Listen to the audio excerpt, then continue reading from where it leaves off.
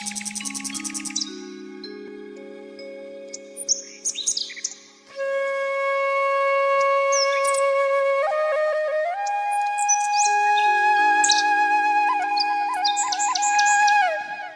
श्री राम मित्रों, आज के एपिसोड में हम बात करेंगे राज ऋषि विश्वामित्र और स्वर्ग की अप्सरा मेनका की प्रेम कहानी की। राज ऋषि विश्वामित्र पहले एक राजा थे जिनका नाम था कौशिक और वो क्षत्रिय वर्ण से थे। एक बार राजा कौशिक अपनी सेना सहित दिग्विजय करके वापस अपने राज्य की ओर लौट रहे थे। मार्ग में ऋषि वशिष्ठ का आश्रम उन्होंने देखा। वहां कुछ देर विश्राम करने का निर्णय लेकर वो आश्रम में प्रवेश करते हैं।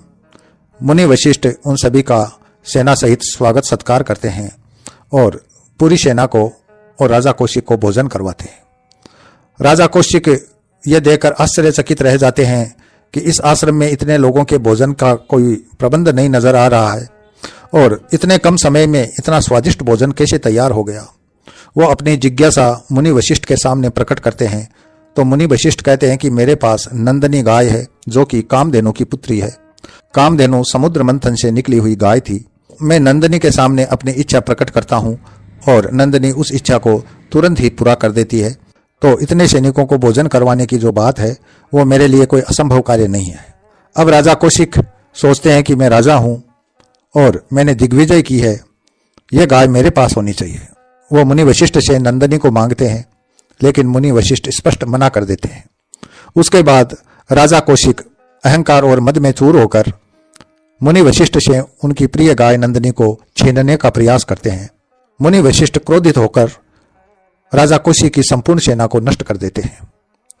उस समय राजा कौशिक तपोबल की शक्ति को देखता है और वो भविष्य में तपोबल की शक्ति प्राप्त करने के उद्देश्य से अपना राजपाट अपने पुत्र को संभलाकर स्वयं तप तपस्या और साधना करने के लिए वन में चले जाते हैं।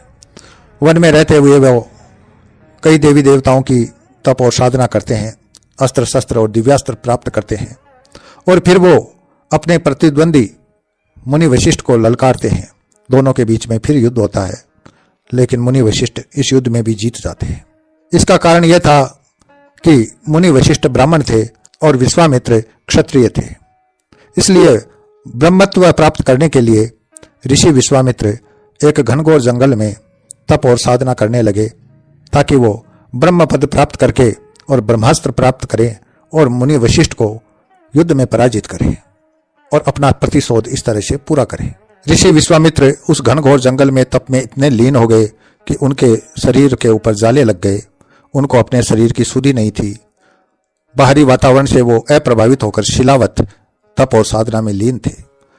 देव ऋषि नारद उधर से गुजरे तो उन्होंने देखा कि ऋषि विश्वामित्र घनघोर तपस्या कर रहे हैं। तो वो जाकर यह समाचार देवराज इंद्र को सुनाते हैं।